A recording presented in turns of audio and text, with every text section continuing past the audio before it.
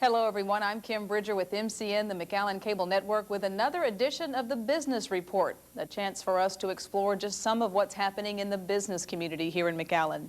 This time we zero in on a part of our economy that may well be underestimated. We're talking about the Maquiladora industry. A noted economist has just completed a study analyzing what kind of economic impact the maquilas have on our local economy. What we'll try to do in the next half hour is break it all down for you. How are we affected by maquilas and what does the future hold? We begin with our coverage of a news conference here at City Hall. In essence, what that does is determine the multiplier effects of everything. Given that in the City Commission room at City Hall, area business leaders gather to hear the news. In the crowd, business owners, bankers, and those who work every day to sell McAllen to investors in the U.S. and in foreign countries as well. This is big news, not because it's so surprising, but because it's a chance to let everyone in on what some believe has been a secret for too long. The maquilas just keep growing and growing and growing and adding jobs and adding economic activity, and when that occurs, it brings a lot of benefits to this area. The Perryman Group, an economic research and consulting organization based in Waco, has reviewed surveys that were sent out to the maquilas in Reynosa. It's important to note that those responding to the survey account for more than 60% of those employed at the maquilas. It is from this information and other information gathered by Dr. Perryman that he was able to come to some conclusions. He looked at things such as payrolls, money maquila workers spend in the area, travel expenses associated with maquila operations, that is, for example, visits by corporate representatives who need to conduct business with plant managers and suppliers. What he found might help us better understand how the maquilas affect our lives. Here are some highlights: a review of border crossings, trade stats, and income expenditure patterns indicate some 14 to 15% of maquila payrolls is spent on retail purchases in the McAllen area. That's 14 to 15 cents of every dollar, though in the interest of conservatism, Perryman set the official estimate at 13 cents. In all, maquilas are credited with generating more than $283 million in retail sales each year, $1.3 billion in total expenditures, which includes spending on housing, food, and other necessities. That's $1.3 billion with a B. It's estimated that maquilas are responsible for nearly 14,000 jobs in the McAllen area.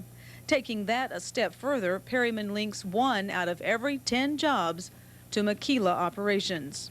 I think we're doing a great job of bringing more maquilas here, of spreading the money around. The maquila industry itself is working hard on keeping the dollars in Hidalgo County, and that has changed an awful lot in the last few years. Of all the figures, this may be the most difficult to digest. Perryman estimates $10 billion in aggregate spending tied to the maquilas. What does he mean by aggregate spending? Money and goods that flow through our area because the maquilas are here. This includes the value assigned to products coming out of maquilas and going to places all over the world. It includes the spin-off jobs created by housing development, distribution, and storage activity, and even things like the increased customs activity on our border. But is it risky to have your economy so tied to an industry south of the border? Dr. Perryman is confident things in Mexico are stabilizing. The foreign investment money is coming back to Mexico, and that is something that's so important and vital for any developing country as they're moving forward, and that we're seeing that right now. That comes from the fact, I think, that the peso is now, although it's been under some pressure, it at least is now floating in the market. It finds its own value. It's not artificially held at an artificial level that's not sustainable, which was the problem for a few years there. So I think that bodes very well for the future. It basically makes the peso a hard currency, a currency you can deal in international exchange with. There will always be criticism when it comes to the development of maquilas on the border. The companies are able to move in, pay low wages to most of their employees, and do business much more efficiently. That means profit margins are higher, which also allows the companies to be more competitive with those that are producing products in other parts of the world. Maquilas are also criticized at times for displacing U.S. workers. When the job moves south, the American worker is out of luck. Well, we asked a maquila manager in Reynosa to show us around his plant and to give us his perspective on a number of topics. We traveled south of the border to TRW, one of the largest maquila employers in Reynosa, and a company that just might be able to teach us a thing or two about this new age of business on the border. When you walk into the TRW plant, it looks much like so many other maquilas in Reynosa. There are organized groups of people working with equipment and using their hands to produce a final product. In this case, it's seat belts to the tune of about 180,000 units a day. TRW makes the seat belts that go into cars made by companies like Ford, GM, BMW, Mercedes, Saturn, and Volkswagen. On any given day, there are about 75 different assembly lines in place, the workers putting together pieces of the different seat belts required for different vehicles. We stopped at this line to find out how things were going. The workers you see here had put together 1,300 buckles during the first 3 hours of their shift. TRW employs nearly 5,000 people in Reynosa at 2 separate plants. Yes, the company benefits from paying the low wages that are standard in Mexico, but we wondered what all went into TRW's decision to set up operations here. Here's plant manager Dennis Haggerty. We have 3 major competitors. There's another U.S. company that used to be Allied, was recently just sold to Breed Manufacturing out of Florida. Our other competitors, one is out of Europe, Autoleaf, and the other one is Takata, which is out of Japan. All of those companies are operating in Mexico. If we would not have moved to Mexico, we would have been out of business as far as the seatbelt industry is, and a lot of our suppliers, because all of our components come from the U.S. side of the business, as well as the engineering workforce that's in Michigan, the support groups in the McAllen area, that all supporting this facility that's here today. Haggerty gets an earful of criticism from some of his friends and family back home. What does he hear from them? That his company, operating in Mexico, is doing more harm than good in the U.S. It's a common criticism that is voiced over and over again. But Haggerty comes back with his take on the situation. Anything that requires some kind of a skill or some kind of a college degree is still coming from the States. Even though we have people that we hired here that are educated and have skills, most of our components come from the U.S. You'll notice most of the maquila jobs are not highly skilled positions. We find workers stitching the belts, actually making buckles and putting the pieces together. Approximately 55,000 people work in maquilas in Reynosa. Most maquila managers find right away that learning some Spanish is beneficial. Haggerty says deciding to come down here from up north wasn't easy. I had a difficult time convincing my wife that we should make this move because it was a career move for me, obviously. She has since done well in her own education, and she graduates with a master's here this past semester. And she basically loves it here. My kids love it here. Companies typically bring in managers from their other locations in the U.S., but when it comes to filling some of the other high-paying, skilled, and professional positions, they look here in the Valley. The same holds true for the companies who move to the McAllen area to supply the maquilas. TRW depends on many supplier companies to provide the parts needed to make those seat belts. Its largest supplier here in McAllen is a company called Security Plastics. Security came here to McAllen years ago specifically to do business with TRW. Let's take a look around their facility now and meet some of the people who work there. It was 5 years ago when Security Plastics moved into McAllen. It all began with 7 molding presses shipped here from Miami and just enough people to make the operation work. The company makes plastic parts for the vehicles we drive. Today, it takes 38 molding machines and more than 100 employees to fill orders. It has been a constant escalation of the need for more and more molding. Remember the seat belts we showed you at the TRW plant in Reynosa? This is a crucial piece that fits inside the buckle. It doesn't look like much, but without it, the seat belt wouldn't work properly. Security Plastics is contracted to mold these and other pieces for TRW. It all begins with the base product, acetol. After a giant meltdown, being injected into a mold that is clamped together by 85 tons of pressure, the little plastic parts are spit out by the machine. Right now I'm picking up an angle off the top here and measuring it down towards the y-axis. There are a series of checks to pass before the part is approved for use in a seatbelt. It's hard to believe, but this part has 16 critical dimensions. All 16 must measure out near perfectly. Edward Garza moved to the Valley from Detroit with plans to open and run his own design business. But he answered a TRW ad in the newspaper and eventually ended up working here at Security.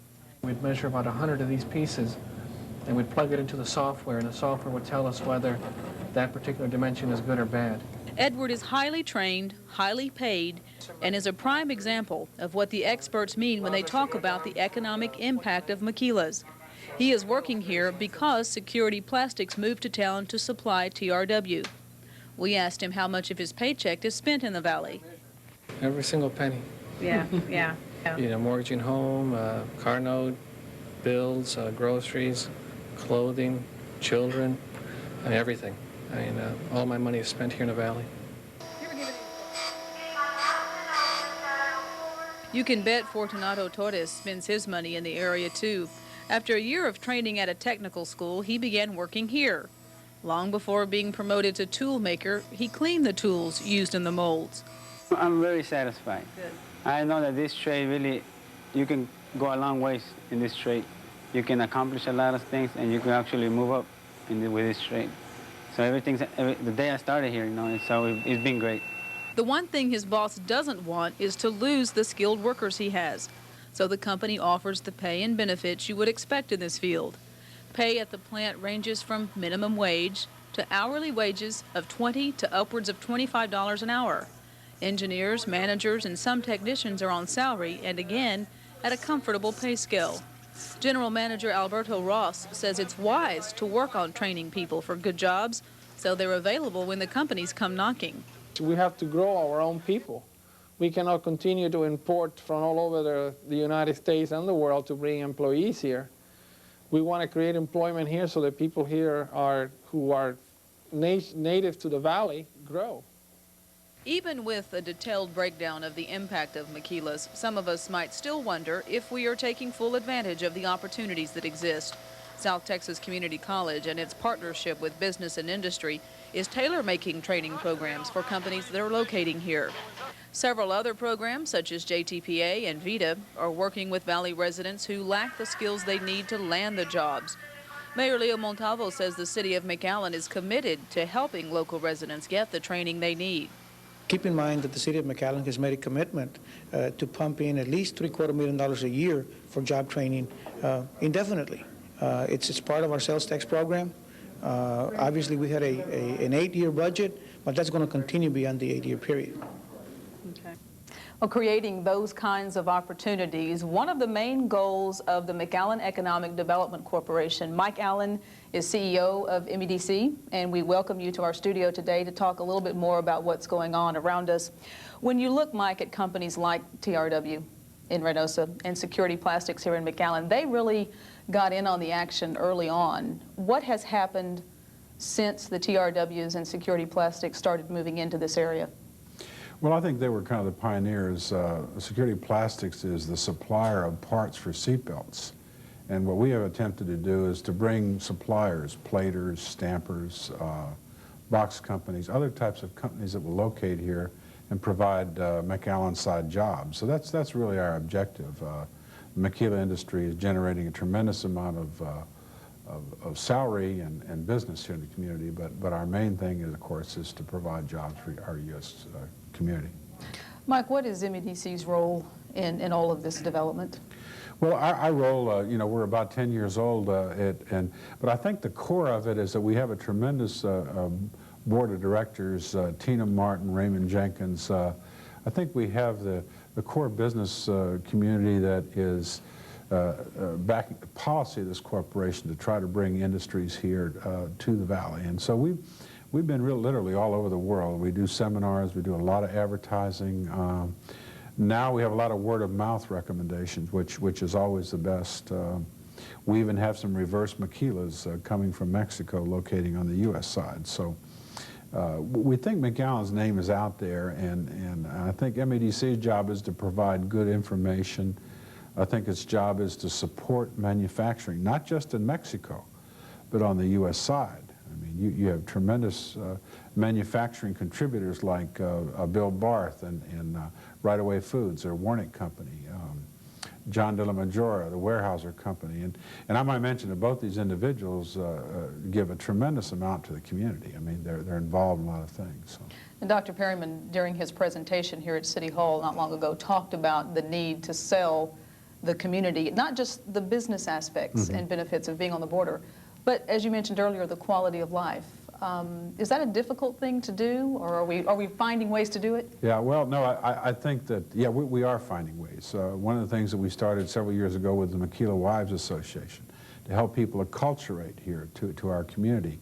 We have the Padrino Project, which we have kind of a padrino for each new company that comes in here, or someone who lives here but can tell them about you know, where to buy things, where to get a driver's license, how to get a job for a spouse. So we're involved not just in bringing the company here, but really trying to provide them service and assistance as they. It's a big cultural change if you're moving from Kokomo, Indiana to South Texas. So. Yeah. Mike, there's been some attention in the media lately, I'm sure, as you have noticed, about NAFTA and about some loss of U.S. jobs since it went into effect. I think there is some confusion, though, and you may agree, about the North American Free Trade Agreement, the good and bad that's gone with it, and about the development of maquilas. They really are very separate issues that really don't depend on each other, correct?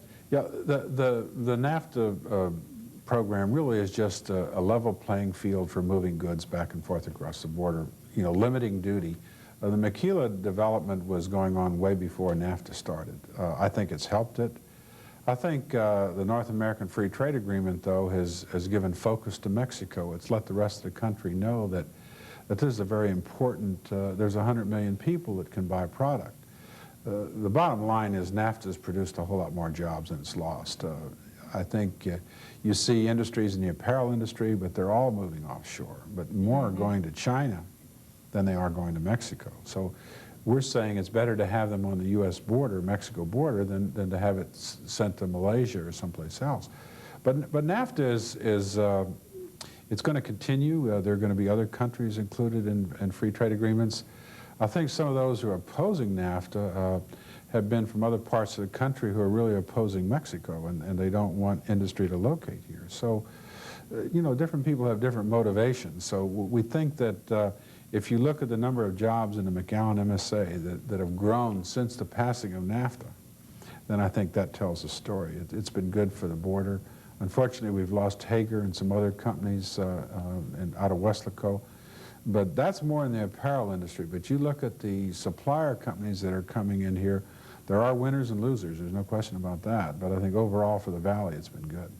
And Dennis Haggerty at TRW told us when we visited recently that had his company not made the decision to move to Mexico years ago, their competitors were.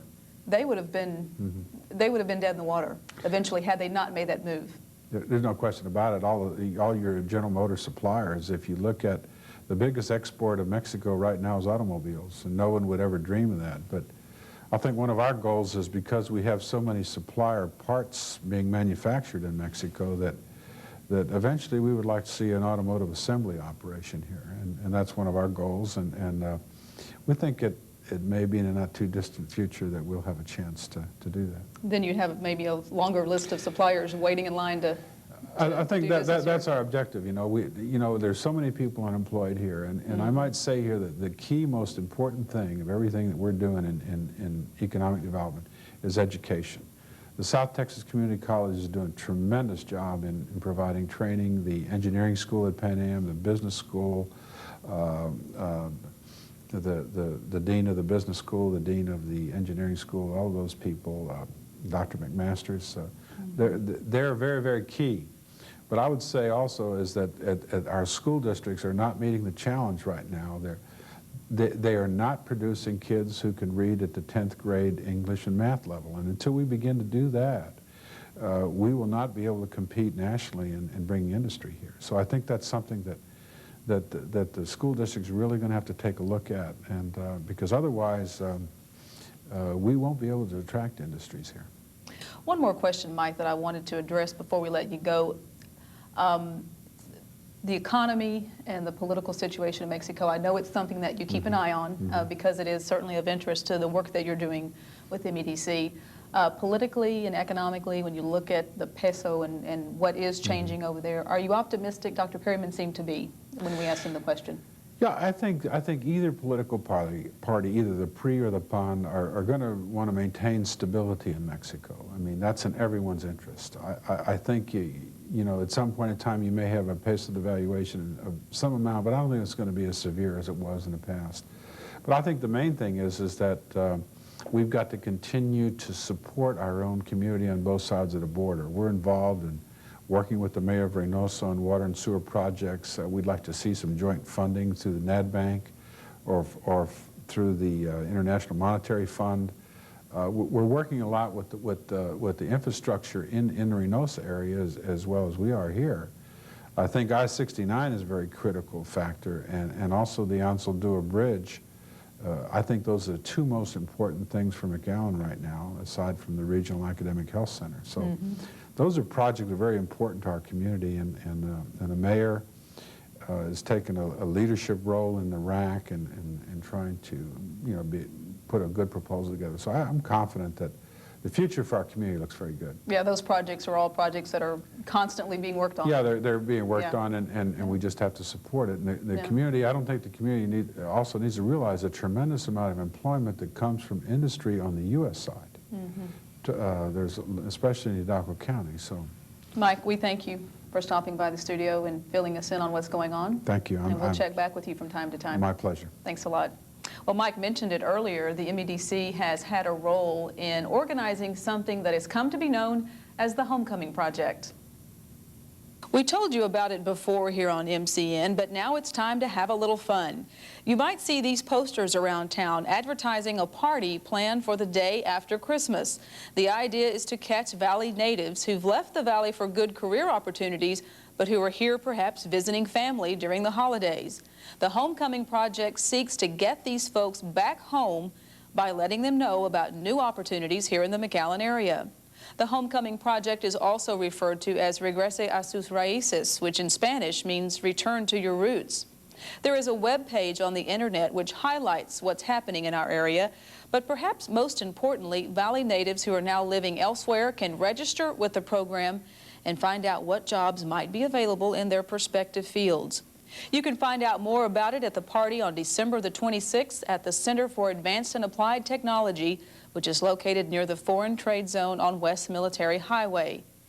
If you missed the party and have questions about the project or would like to find the website, here are the numbers and addresses you need, and we'll leave them up on the screen long enough for you to jot them down. You can call the Partnership for Business and Industry at the number on your screen. It's 992-6139.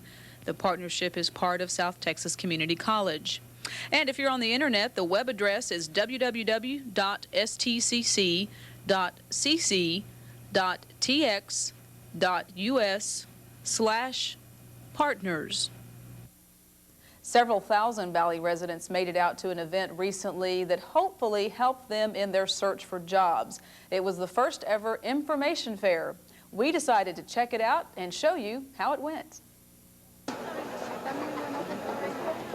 If you're in charge of hiring for a company here in the Valley, this may be the place to start. Several thousand residents from Hidalgo and Willacy counties are at the first ever information fair. What are they looking for? In general, I think they're looking for opportunity. And let me clarify that the services here are not only for employment, they're also for education.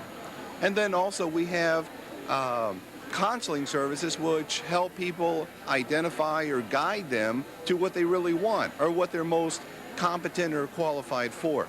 When you ask participants what they're hoping to get here, you get a variety of answers. Right now, I'm interested in short-term training, like the dental assistant program. I'd like to get a job and make a good salary. Juan Briones is here representing Western Southern Life Insurance Company. He says this job's for you if you want to be your own boss and if you want to make money. We've seen a lot of people here that are interested. And they've already given us their name, and we should be able to contact them in the future. The information fair is the brainchild of the county's Office of Employment and Training. The agency administers the federal JTPA program, which is designed to help local residents prepare for and find jobs. The mission is more important than ever now that the government is putting a halt to a lifetime on welfare. Hidalgo-Willacy is the second largest geographical funded JTPA program in the state. And we have a very substantial portion of our population that are going to be affected by the Welfare Reform and the Welfare to Work Act that was passed by the legislature and Congress. Getting the unemployed to work can be accomplished in a number of ways, many of which are represented here at the information fair. South Texas Community College, now with more than 7,000 students, is taking on an increasing role in training local residents for jobs that are coming down the pike. Members of the Higher Education Coordinating Board visited the fair as part of a site visit to the college. We asked one of the members how our college differs from other campuses he visits.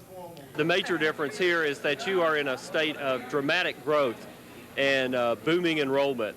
The school is growing faster than the facilities can be built, but the team here, Dr. Reed, President, Dr. Metke, the Vice President, are doing a wonderful job in securing resources, putting facilities together, attracting talent from around the nation to come in and offer students some top quality programs. This is very impressive. The state of Texas should be very proud of this college. One of the reasons the college's Cat Center was so crowded on the day of the information fair, the county arranged to bus in residents from Hidalgo and Willacy counties. The free transportation made it a little easier for folks who don't always have access to a vehicle. And if getting them here was half the battle, the other half was making sure they got what they came for. Hopefully, the contacts made at the information fair will help employers and prospective employees as well.